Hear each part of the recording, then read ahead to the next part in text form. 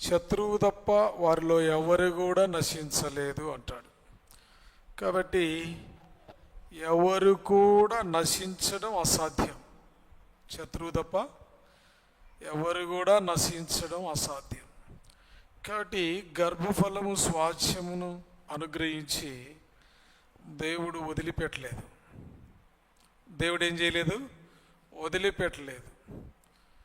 తల్లిదండ్రులను కాపాడినాడు, కుమారుణ్ణి కాపాడుతూ వచ్చినాడు, జాస్వా జాయిని. కారణం ఏంటంటే జన్మింపజేసిన వాడే ఏం చేస్తూ వచ్చినాడు? పుట్టుకనిచ్చిన వాడే, పుట్టించిన వాడే. ఆయన కనుదృష్టి సంవత్సరం మొదలుకొని సంవత్సరాంతం వరకు ఉంచాడు. జీవము తన సంరక్షణలో ఉంచుకున్నాడు. తర్వాత వారిని కాపాడినాడు, భద్రపరిచినాడు. ఇటువంటి దేవుడు అనుగ్రహించిన పిల్లలని దేవుని మహిమ కొరకు పెంచాల. దేవుని యెషయా గ్రంథం 43వ అధ్యాయం 7వ వచనంలో దేవుని వాక్యం రాయబడింది. ఏమనంటే, నా మహిమ నిమిత్తము నేను సృజించిన వారిని. 43:7లో దేవుడు జాస్వా జాయిని దేవుడు ఎందుకు నిర్మించాడు అని అంటే, దేవుని యొక్క మహిమ కొరకు అని గుర్తుపెట్టుకోవాలి. కాబట్టి నిన్ను నన్ను కూడా ఆయన సృష్టించినప్పుడు ఆయన ఉద్దేశం ఒకటే, ఆయనకు మహిమ రావాలా. ఏం రావాలి? ఆయనకు మహిమ రావాలి అనేది. కాబట్టి ఆలోచన, ఆయన చిత్తం. గర్భములో పుట్టక మునుపే, చూడండి అన్నమాట 7వ వచనం, నా మహిమ నిమిత్తము నేను సృజించిన వారిని. కాబట్టి దేవుని మహిమ కొరకు సృజింప నిర్మింపబడిన వారు. అర్థమైందండి? ఆయన సృష్టిలో భాగం. ఎప్పటి నుంచి 44 యెషయా గ్రంథం వర్స్ 2, 44వ అధ్యాయం 2వ వచనం. నిన్ను సృష్టించి గర్భములో నిన్ను నిర్మించి, సృష్టించి నిర్మించినవాడు. కాబట్టి అనేక సార్లు గర్భములోనే నేను నిర్మించాను. ఎంతవరకు అని మనం చూస్తే, ప్రభునందు ప్రియమైనటువంటి స్నేహితుడా, సహోదరి, ఆయన ఎన్నడూ కూడా మర్చిపోయేవాడు కాదు. ఆయన ఎన్నడూ కూడా మరిచిపోయేటటువంటి వాడు కాదు, విడిచిపెట్టేటటువంటి వాడు కాదు. కాబట్టి దేవుడు పిల్లలలో పుట్టినది మొదలుకొని 46 యెషయా గ్రంథం, పిల్లలుగా పుట్టినది మొదలుకొని 46:4, 46:4 చూడండి. ఆ మాట 3:4 చదువుదాం, ఇంకా బాగుంటుంది. యాకోబు ఇంటి వారలారా, ఇశ్రాయేలు ఇంటి వారిలో శేషించిన వారలారా, గర్భమున పుట్టినది మొదలుకొని నా చేత భరింపబడిన వారలారా, తల్లివడిలో కూర్చున్నది మొదలుకొని నేను చంకబెట్టుకుని వారలారా, నా మాట ఆలకించుడి. ముదిమి వచ్చు వరకు నిన్ను ఎత్తుకొని వాడను నేనే, తల వెంట్రుకలు నెరయు వరకు నిన్ను ఎత్తుకొని వాడను నేనే చెప్పి ఉన్నాను. చంకబెట్టుకొని వాడను నేనే, నిన్ను ఎత్తుకొనవచ్చు రక్షించువాడను నేనే. చూడండి, గర్భమున మొదలుకొని, గర్భమందు పుట్టక మునిపే పుట్టినది మొదలుకొని తల్లి ఒడిలో కూర్చున్నది మొదలుకొని ఆయన చేత భరింపబడిన వారం అవుతాం. అర్థమైందండి? మనం కొన్నిసార్లు మర్చిపోతాం, ఆయన మర్చిపోడు. మనము పిల్లలను కనినప్పటికీ కొంత నిర్లక్ష్య వైఖరి ఉంటుంది అని బైబిల్ చెప్తుంది, దేవుని వాక్యం చెప్తుంది. మనం అంతగా 100% ఏమీ చేయలేం. అందుకనే దేవుని కనుదృష్టి అవసరము, ఆయన కాపుదల అవసరము, ఆయన భద్రత అవసరము. కాబట్టి ఆయన మనల్ని ఎత్తుకోవడం అవసరము, ఆ పిల్లల్ని ఆయన భరించడం అవసరము. కాబట్టి ఆయన భరించడమే కాదు కానీ ఆయన తల నెరయి వరకు ఎత్తుకోవడం, ఎత్తుకొనుచు రక్షించడం, ఎత్తుకొనుచు రక్షించడం అనేది చూస్తాం. బైబిలు ఖచ్చితంగా పిల్లలను తల్లిదండ్రులు మరుస్తారు అని చెప్తాడు దేవుని వాక్యం. చూడండి, యెషయా 49:15 వచనం. 15 వచనం ఆప్షన్ ఉంది, అవకాశం ఉంది. అర్థమైందండి? మరచునా అంటూ స్త్రీ తన గర్భమున పుట్టిన బిడ్డను కరుణింపకుండా తన చంటి పిల్లను మరచున. అదొక ఆప్షన్, క్వశ్చన్. ఇంపాసిబుల్. కొన్నిసార్లు మరవకపోవచ్చు, కొన్నిసార్లు మర్చిపోయిన వాళ్ళు కూడా ఉన్నారు. బట్టలు ఉతుకుతూ పిల్లవాడు ఆడుకుంటున్నాడనే వ్యామార పట్టి కలిగి హౌజులో పడి చనిపోయిన పిల్లలు ఉన్నారు. నీళ్లు కాగబెడుతూ నీళ్ళల్లో తోడిన బకెట్లో తల్లి పోయేసరికి పడిపోయి కాలి చచ్చిపోయిన వాళ్ళు ఉన్నారు. అర్థమైందండి? తల్లిదండ్రులు కాపుదల్లో ఉన్నట్టే ఉండి రోడ్లపైకి వచ్చి యాక్సిడెంట్లు అయి చనిపోయిన వాళ్ళు ఉన్నారు, ఎంతోమంది చిన్న పిల్లలు. అందుకనే బైబిల్ చెప్తుంది, వారైనా మర్చుదురు కానీ నేను ఏం చేయను, నేను నిన్ను మరువను. కాబట్టి ఈ సంవత్సరము పొడవునా జాస్వా జాయిని దేవుడు తన కనుదృష్టిలో ఉంచాడు. తన మహిమ కొరకు కాపాడుతూ వచ్చాడు. ఆయన భద్రపరుస్తూ వచ్చాడు. ఆయన ఎత్తుకుంటూ వచ్చాడు. ఆయన రక్షిస్తూ రాగలుగుతూ వచ్చాడు. ఈరోజు మనలందరినీ కూడా ఆయన భరిస్తూ వచ్చాడు. ఈరోజు మనలందరినీ ఆయన భరిస్తూ వచ్చాడు. మనము పుట్టినది మొదలుకొని ఇప్పటి వరకు 50, 60, 70 ఏళ్ళ వరకు కూడా ఆయన సంరక్షణలోనికి తీసుకుని వచ్చాడు. కాబట్టి ఆయన మనల్ని కాపాడుతూ ఉన్నాడు. కాపాడేవాడు మనకు ఉన్నాడు అని మర్చిపోకూడదు.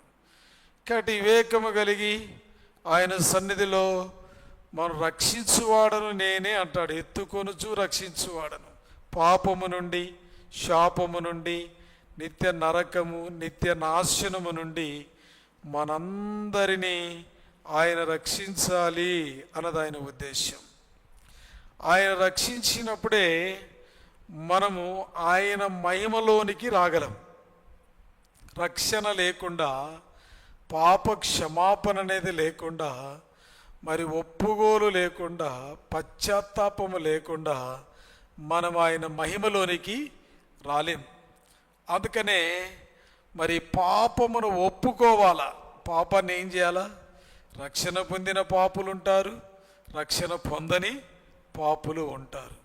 రక్షణ పొందని వారు పాపాన్ని ఒప్పుకొని, పాపాన్ని విడిచిపెట్టి, తీర్మానం చేసుకొని యేసుని హృదయంలోనికి ఆహ్వానించి, మరి రక్షణ పొంది నీటి బాప్తిసం ద్వారా సంఘము ఎదుట సాక్ష్యం ఇచ్చి దేవుని బిడలుగా చేయబడాలి. వారు దేవుని మహిమ కొరకు జీవిస్తే సంతోషం.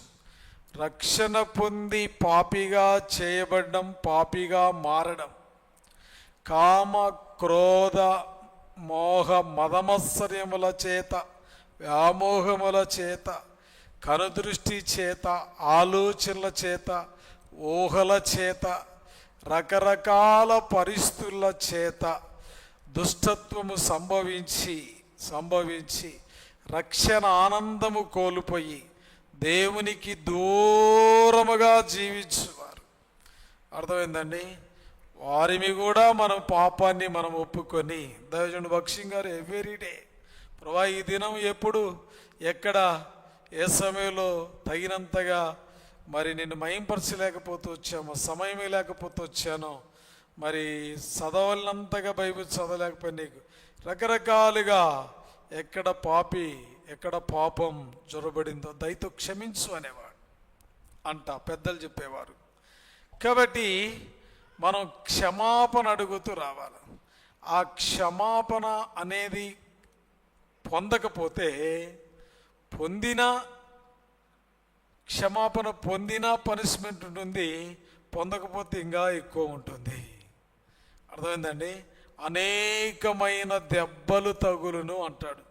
తన చిత్తము ఎరిగి అంటే క్షమాపణ క్రీస్తులోనికి రావడం అనేది ఎరిగి మరి యుండియు పాపముగా చేయబడితే తన చిత్తము ఎరిగియు అలాగూ చేయని వానికి అనేకమైనటువంటి దెబ్బలు తగులును అనే మాట 47 లోక రాసిన సువార్త 12వ అధ్యాయం 47వ వచనం చూడండి అన్నమాట. తన యజమానుని చిత్తం ఎరిగియుండియు సిద్ధపడక అతని చిత్తము చొప్పున జరిగింపగా ఉండు దాసునికి అనేకమైన దెబ్బలు తగులును.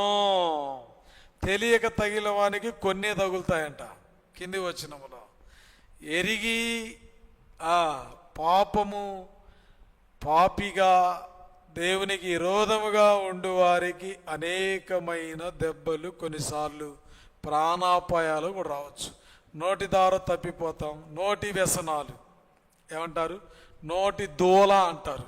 ఏ దూల? ఏదో ఒకటి అనక ఊరుకుంటారా? ఊరుకోరు. అర్థమైందా? కాబట్టి దెబ్బలు వస్తూనే ఉంటాయి. ఏ దూల ఇది? నోటి దూల, కంటి దూల, చేతులు కాళ్ళు ఊరుకుంటాయి. చిన్న పిల్లల కంటే మరి ఎక్కువ. అటువంటి వారి మీ దినం క్రీస్తులోనికి సమకూర్చబడాలా. క్రీస్తులోనికి ఏం చేయాలా? సమకూర్చబడాలంటే పాపాన్ని ఒప్పుకోవాలా, విడిచిపెట్టాలా, రక్త ప్రోక్షణ కిందికి రావాలా, తప్పిపోయిన చోటికి రావాలా. ఆ స్థానములో ఆ గొడ్డలి పోగొట్టుకున్నాడు ఎలీషాకు ఆ స్థానము చూపించినట్టుగా ఆ స్థానానికి వచ్చి ఆ స్థానమునకు వెళ్ళి ఎవరి దగ్గర తప్పిపోయావో, ఎవరిని దూషించావో, ఎవరిని అనరాని మాటలు అంటామో, ఆడరాని మాటలు అంటామో అవన్నీ ఏం చేయాలా? వదిలిపెట్టి క్షమాపణ అడిగి తిరిగి సమకూర్చబడితే దేవునికి మహిమ. ఒకవేళ ఇంకా ఎవరైనా యేసుని అంగీకరించకపోతే క్రీస్తుని ఏం చేయాలా? సొంత రక్షకుడిగా అంగీకరించడానికి ఈ దినం మరి తిరిగి జన్మించాలా. క్రీస్తులో ఆ బాబు జాషువా జాయి తల్లి గర్భం నుంచి ఎలా నూతన శిశువుగా జన్మించాడో అలా ఒకసారి జన్మించిన వ్యక్తి మరోసారి క్రీస్తులో జన్మించాల. అది నూతన జన్మ. ఎప్పుడైతే తిరిగి జన్మిస్తావో, పాపం నుంచి విడుదల పొందుతావో, నీకు ప్రభువారు రక్షణ ఇస్తాడు నువ్వు ఒప్పుకున్న వెంటనే. అర్థమైందండి? రోమపత్రిక 10వ అధ్యాయం 9-10 వచనాలలో హృదయములో విశ్వసించాల. దేవుడు ఆయనను మృతుల్లో నుండి లేపెనని హృదయములో విశ్వసించాల. విశ్వసించి నోటితో పాపాన్ని ఒప్పుకోవాలా. 10వ వచనంలో ఒప్పుకోవాలా. అర్థమైందా? సామెత గ్రంథం 28వ అధ్యాయము 12వ వచనములో 13వ వచనములో అతిక్రమములు దాచిపెట్టువాడు వర్ధిల్లుడు, అయితే వాడిని ఒప్పుకొని విడిచిపెట్టాలా. 10వ అధ్యాయం 10వ వచనం రోమపత్రిక ఒప్పుకోవాలా. సామెతల గ్రంథం 28వ అధ్యాయం 13వ వచనం విడిచిపెట్టాలా. అప్పుడు నీకు దేవుని యొక్క గొప్ప రక్షణ వస్తుంది. దేవుని యొక్క దేవుని బిడ్డగా చేయబడతావు. నూతనమైన శిష్యును పోలి ఉంటావు. 1 పేతురు 2:1-3 వచనాలు కలిసి ఉంటాయి. ఆఖరి లైన్లలో క్రొత్తగా జన్మించిన శిష్యువులను పోలిన వారై 1 Peter 2:1-3 కలిసి ఉంటాయి. ఆఖరి లైన్లలో ఒకడు క్రొత్తగా జన్మించిన శిశువును పోలినటువంటి జన్మ. ఆ జన్మ లేకపోతే మనం ఏం చేయలేం. రక్షణలో ఎదుగు నిమిత్తము అంటాడు, ఆ పాలను ఆపేక్షించుడి. కాబట్టి ఒకటి జాషువా జాయిని దేవుడు తన కనుదృష్టి ఉంచాడు. రెండోది తన సంరక్షణలో ఉంచాడు, తల్లిదండ్రులకు మాదిరిగా. మూడోది కృప ఇచ్చాడు. నాలుగోది ఎత్తుకుంటూ రక్షిస్తూ వచ్చాడు. నష్టం, కీడు, అపాయం, సంవత్సరపు ఎన్నో ప్రమాదాలు, ఎన్నో సీజనల్ డిసీజెస్, ఎన్నో రకరకాల పరిస్థితుల్లో దేవుడు కాపాడుతూ వచ్చాడు. కాబట్టి నా మహిమ కొరకు నేను నిర్మించాను అంటున్నాడు. తర్వాత ఆయన అంటున్నాడు, నేను కాపాడి తిని. అటువంటి బిడ్డను ఏం చేయాలంట? ఇప్పుడు బాలుడు నడవలసిన త్రోవను వానికి నేర్పించాలి. తల్లిదండ్రుల యొక్క బాధ్యత, తల్లిదండ్రులు తీసుకోవలసిన హెచ్చరిక. కాబట్టి వారిని తీసుకొని రావాలా, వారిని తీసుకొని రావాలా, వారిని ఏం చేయాలంట? నడిపిస్తూ రావాలా. చెప్పండి, వాక్య ప్రకారం దేవుని యొక్క మార్గములో మోసే పుట్టినప్పుడు చాలా బందీగా ఉన్నారు ఇజ్రాయేలు. వారి తల్లిదండ్రులు అందరూ కూడా బందీగా ఉన్న సందర్భంలో మరి అమ్రాము యాకోబేతుకి మరి మోసే పుట్టినప్పుడు కఠినమైన పరిస్థితులు ఎదుర్కొంటూ వచ్చినారు. కాబట్టి నిర్గమకాండం 2వ అధ్యాయంలో మోసేను చూడండి, 1-2 వచనాలు. రాజు ఆజ్ఞ భయంకరమైంది. వాస్తవికంగా మంత్రసానులే చంపాల. ఎబ్రీ స్త్రీలకు దేవుడు జ్ఞానం ఇచ్చాడు, చంపలేదు. కాబట్టి మోసే తల్లి దేవుని మార్గములో మోసేను చిన్ననాటి నుంచి పెంచుతా వచ్చింది. ఎలా అంటే కఠినమైన ఆజ్ఞ, కనబడితే చంపే ఆజ్ఞ, మగపిల్లలను చంపే ఆజ్ఞ. అలాంటి పరిస్థితులు ఉన్నప్పుడు మోసేను కంటికి కనురెప్పవలే కాస్తా వచ్చింది. అది దేవుని యొక్క సంకల్పం. ఏ సంకల్పం? దేవుని యొక్క సంకల్పం, కాపాడడం. రెండోది, దాచుతూ కాపాడింది. మోసే యొక్క తల్లి ఏం చేసింది? దాచలేక అని అక్కడ ఉంటుంది 3 నెలలు. అంటే 3 నెలలు ఏం చేసింది? ఆమె భద్రముగా తల్లిదండ్రులు శత్రువు కంటబడకుండా, ఎక్కడ తల్లిదండ్రులు ఆ జ్ఞానం తెచ్చుకోవాలా పిల్లల మీద, ఎక్కడ శత్రువు కంటబడతారో, ఎక్కడ తిరుగుతారో, వాళ్ళు తిరిగే మార్గం ఏంటో, ఎవరితో స్నేహం చేస్తున్నారో, ఎక్కడ తిరుగుతున్నారో, ఏ అలవాట్లు కలిగి ఉంటున్నారో, ఎలాంటి మరి స్నేహాలు కలిగి ఉంటున్నారో అనేది మోసే ద్వారా చిన్ననాటి నుంచే మనం నేర్చుకోవాలి. పిల్లలు పెంచడం ఒకటి ఏం చేస్తా వచ్చింది? దేవుని యొక్క సంకల్పం ఎరిగి మోషేను తన ప్రజల విమోచన కొరకై కాపాడుతూ వచ్చింది. రెండోది, ప్రభు యొక్క వాక్యానుసారంగా ఆయన సంకల్పం నిమిత్తమై ఆ బాలుణ్ణి ఏం చేస్తూ వచ్చింది? భద్రపరుస్తూ వచ్చింది. కాబట్టి మనము కూడా భద్రపరచాల. సెక్యూరిటీ వాళ్ళ పిల్లలకి విడిచిపెట్టకూడదు. విడిచిపెడితే ఏమవుతారు? చెడిపోతారు. కాబట్టి సెక్యూరిటీ లైఫ్, అర్థమైందండి? ఫోన్కు పెట్టుకుంటామే, వాట్సాప్కి ఒక సెక్యూరిటీ పిన్ను, అర్థమైందండి? ఫేస్బుక్ ఒక సెక్యూరిటీ పిన్ను, మెసేజ్లు ఎవరన్నా చూస్తారని దానికి ఒక సెక్యూరిటీ పిన్ను, అర్థమైందండి?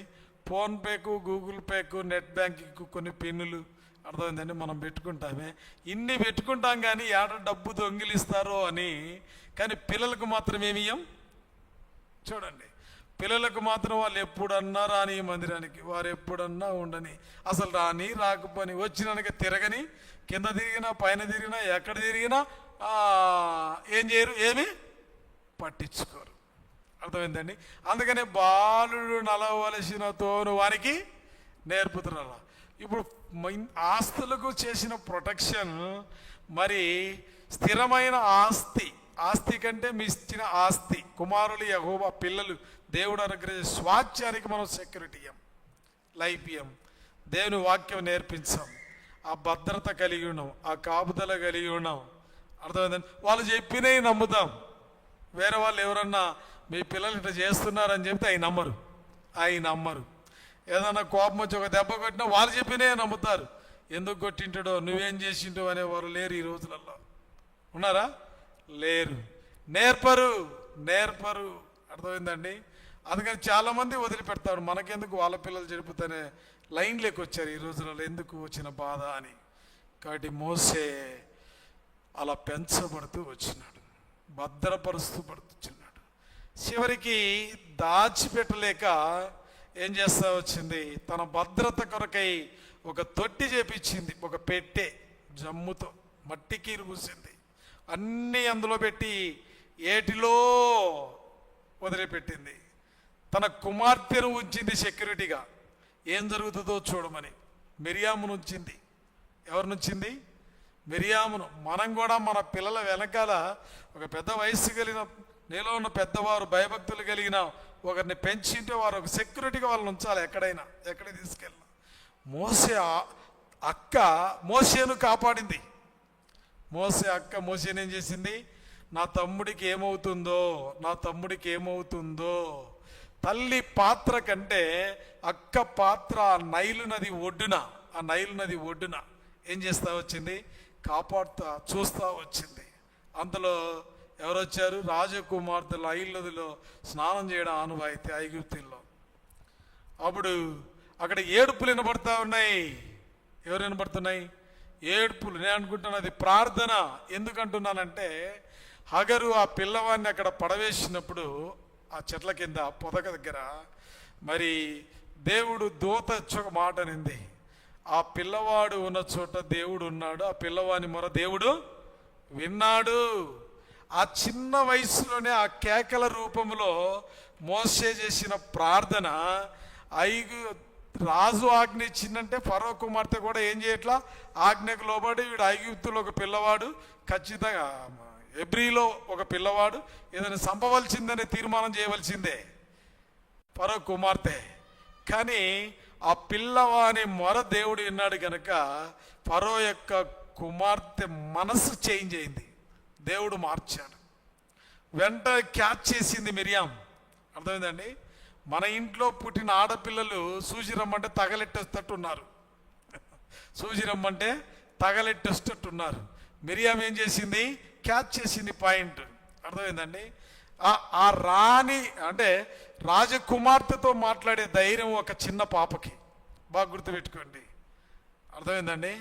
రాజకుమార్తెతో మాట్లాడే ధైర్యము, వివేకము ఉంది అంటే మరి మోసే మిరియాముల తల్లిదండ్రులు వారిని ఎలా పెంచింటారు? రాజకుమార్తె కాడి పోయి నేను పోయి వాళ్ళ తల్లిని పిలుచుకొస్తానంటే నీకెట తెలుసు అంటే, ఈ అమ్మాయి నీకెట తెలుసు అని అంటే, ఎవరు అని అంటే, అర్థమైందండి? కాబట్టి నా కొరకు పెంచడానికి మరి ఒక తల్లి కావాలన్నప్పుడు పోయి చక్కగా ఎవరిని పిలుచుకొచ్చింది? మోసే తల్లిని వాళ్ళ అమ్మనే పిలుచుకొచ్చింది. ఎంత జ్ఞానం అంటే ఎవరు నేర్పించారు? మోసే తల్లిదండ్రులు దేవుని యొక్క జ్ఞానము, వివేచన అవన్నీ నేర్పిస్తూ వచ్చినారు.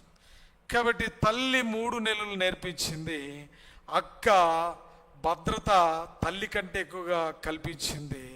తీసుకొచ్చి మోసేని ఎక్కడికి చేర్చాలనో అక్కడికి చేర్చింది. అది నేర్పాల మన పిల్లలకి. కాబట్టి తల్లి దగ్గర మరి యవ్వన వయసు వచ్చు వరకు ఏం చేసింది? అది మోసే పెంచబడి ఆ రాణి ఆ ఫరో కుమార్తె యొక్క, రాజకుమార్తె యొక్క వశం చేయబడ్డాడు మోసే. కాబట్టి తల్లి చక్కగా నేర్పించింది. ఏమి నేర్పించింది? ఐగుప్తులో ఇజ్రాయెల్ యొక్క బానిసత్వం నేర్పించింది. వాళ్ళని విడుదల చేయాలి. నువ్వు రాజు ఇల్లు చేరబోతా ఉన్నావు, నువ్వు వారి అలవాట్లు నేర్చుకోవద్దు, వారి చట్టాలు నేర్చుకోవద్దు, దేవుని యొక్క నిర్గమము సంకల్పం నువ్వు నెరవేర్చాలా. కాబట్టి దేవుని ధర్మశాస్త్రం నువ్వు నేర్చుకోవాలా, దేవుని యొక్క వాక్యం నువ్వు నేర్చుకోవాలా, దేవుని ప్రజల కొరకై నువ్వు శ్రమ అనుభవించువాడిగా ఉండాలా అని నేర్పించి రాజకుమార్తెకు అప్పగించినప్పుడు రాజు ఇంటిలో పెరిగి రాజగృహములో పెరిగి ఫరో కుమార్తెకు కుమారుడిగా పెరిగి, అర్థమైందండి? అదే ఫరో మీదికి కాలెత్తిన వాడిగా ఉన్నాడు. దేవుని కొరకై, తన ప్రజల నిమిత్తమై ఎంత చాకచక్యంగా మోసేను దేవుడు వారి తల్లిదండ్రులకి ఇచ్చి జ్ఞానం ఇచ్చి అలా పెంచాడు. అందుకనే ఒక మాట చూసి నేను ముగిస్తాను. చూడండి, హెబ్రీయులకు రాసిన పత్రిక 11వ అధ్యాయం. మనమంతా వివరించుకుంటూ పోతే కాదు కనుక దయచేయండి ఒక్క మాట. మోసే పెద్దవాడైనప్పుడు ఏం చేస్తూ వచ్చినాడంటే, ఫరో కుమార్తె యొక్క కుమారుడునని అనిపించుకున్నట కంటే 24-26 మోసే పెద్దవాడైనప్పుడు విశ్వాసమును బట్టి ఐగుప్తు ధనము కంటే క్రీస్తు విషయమైన నింద గొప్ప భాగ్యమని ఎంచుకొని అల్పకాలము పాపభోగము అనుభవించుట కంటే దేవుని ప్రజలతో శ్రమ అనుభవించుట మేలని యోచించి ఫరో కుమార్తె యొక్క కుమారుడిని అనిపించుకొనుటకు ఒప్పుకొనలేదు. కాబట్టి కలుగబో బహుమానమందు దృష్టి ఉంచాడు. ఎందుకు? తల్లిదండ్రులు ఏమి నేర్పించారు, తల్లిదండ్రులు ఎంత భయభక్తులు కలిగి ఉన్నారో, తల్లిదండ్రులు ఉదయ సాయంకాలం ఎట్టి కుటుంబ ప్రార్థనలో కలిగి ఉండి వారిని కూర్చోబెట్టారో, వారి వాక్యాన్ని బోధించారో, అతనికి దేవుని వాగ్దానం గురించి చెప్పారో, పాటల యొక్క నైపుణ్యతను నేర్పించారో, ప్రార్థన నేర్పించారో, ఆరాధన నేర్పించారో. అర్థమైందండి? దేవుని యందు భయభక్తులు నేర్పించారో. చివరికి ఫరో కుమార్తె కుమారుడిని ఒప్పుకోవడానికి కూడా ఇష్టపడని వాడు. ఫరో కుమారుడిని ఒప్పుకుంటే ఐగుప్తు రాజ్యానికి రాజు అయిపోయేవాడు, రాజరికం చేసేవాడు. అర్థమైందండి? ఐగుప్తును పరిపాలించేవాడు. అలాంటి వ్యక్తి, అర్థమైందండి, దేవుని కనుదృష్టి చేత కాపాడబడి దేవుని సంరక్షణలోనికి వచ్చి దేవుని మహిమ కొరకు నన్ను పుట్టించినాడని తల్లిదండ్రుల ద్వారా ఎరిగి, దేవుడు ఇంతవరకు తన కృపను నాకు ఇచ్చినాడని తల్లిదండ్రుల ద్వారా నేర్పించబడి 3 నెలలు ఇలా పోషించాను, ఇక నా వల్ల కాలేదు అని మరి పాలు తాగుతూ, ఉగ్గు పాలు తాగుతూ తల్లి నేర్పించిన పాఠాలు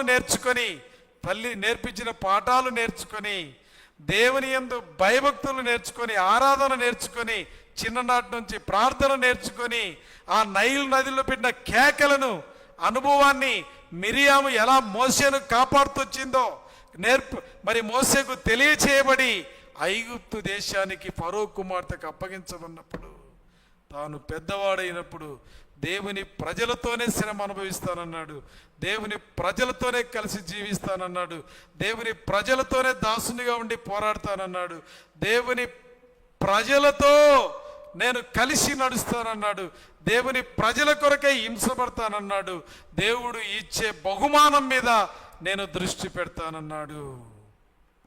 ఆయన ఇచ్చే బహుమానమే కావాలి కానీ ఈ ఐగుప్తు ఆస్తి, ఈ రాజరికము, ఈ పద్ధతులు, ఈ చట్టాలు, ఈ ఆధిక్యతలు, ఈ ప్రాధాన్యతలు నాకు వద్దు అని మోసే నిరాకరించి ఏమైనాడు? చివరికి తన ప్రజలను ఏం చేస్తా వచ్చినాడు?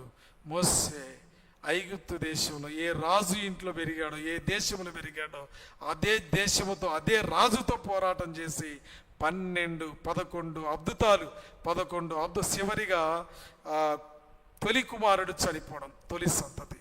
అప్పుడే ఆ 11 అద్భుతం జరిగినప్పుడే ఇజ్రాయెల్ ఏం చేసినారు?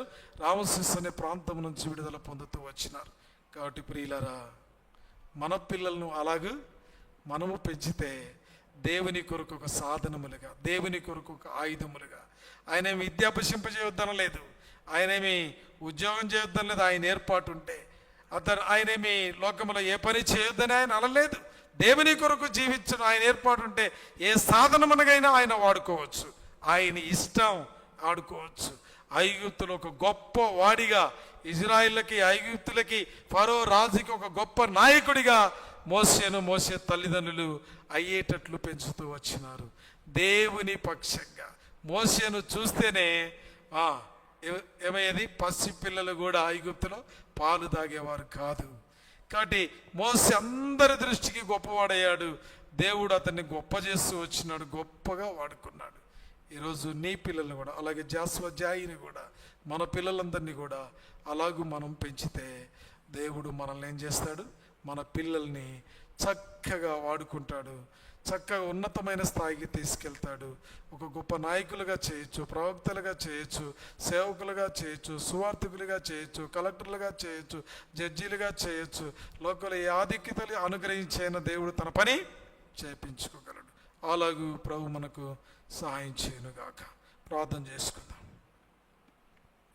దయచేసి మరి ముగింపు ప్రార్థన బెండెక్స్ అయిపోయిన తర్వాత మరి కింద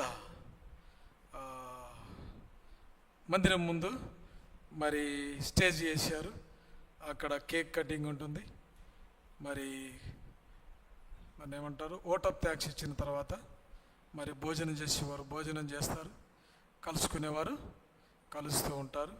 2 ఆప్షన్స్ ఉంటాయి. దయచేసి సహకరించాలని మనవి చేస్తుంటున్నాం. దైవ సేవకులు సహోదరుడు రవికుమార్ ఎలియాజర్ అన్న ఓట్ ఆఫ్ థ్యాంక్స్ చెప్తారు.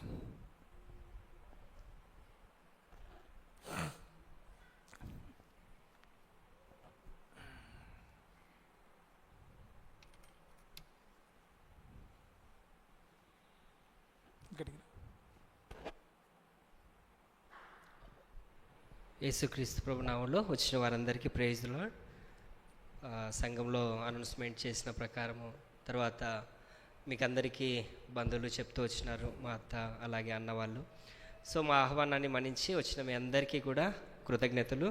తర్వాత కింద అన్న అనౌన్స్మెంట్ చేసిన ప్రకారం కేక్ కటింగ్ ఉంటుంది. తర్వాత అందరి కోసం భోజనం కూడా సిద్ధపరచబడింది. అందరు కూడా ఈ విషయాలు పాల్పొంది వెళ్ళాలని థ్యాంక్స్ తెలియజేస్తున్నాను. ప్రార్థన చేసుకుందాం.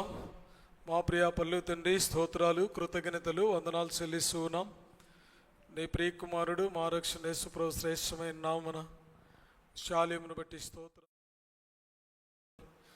ఈ కోతవాలగూడ ప్రాంతంలో మీరు ఏర్పరచుకొని మీరు జరిపించుకున్న మీ ప్రేమ పరిచర్యను బట్టి స్తోత్రాలు. మీరు నిలుపుకున్న కొద్ది శేషమును బట్టి, పెద్దలను బట్టి, దైవ సేవకులను బట్టి, సహ విశ్వాసులను బట్టి, మా ప్రియ బ్రదర్స్ అండ్ సిస్టర్స్ని బట్టి వందనాలు. ఈ దినం ప్రత్యేకంగా మా సహోదరి లక్ష్మమ్మక్క ఊట్పల్లి మీ దాసులను బట్టి స్తోత్రాలు. మీరు కనికరించినారు, ప్రభా రక్షించుకున్నారు. తన భర్త మహిమలో ఉంటూ వచ్చినాడు. దయల తండ్రి విడోగా ఈయన దినములు మీరు కాపాడుకుంటూ వచ్చినారు. తను ప్రేమించి తనకిచ్చిన 2 బిడ్డలను బట్టి స్తోత్రాలు. పెద్ద కుమార్తె స్వర్ణ కుమారక, అలాగే తండ్రి అల్లుడు యువతామన్న కొరకై, వారి పిల్లలు కుటుంబం కొరకై ప్రార్థన చేస్తూ ఉంటున్నాం.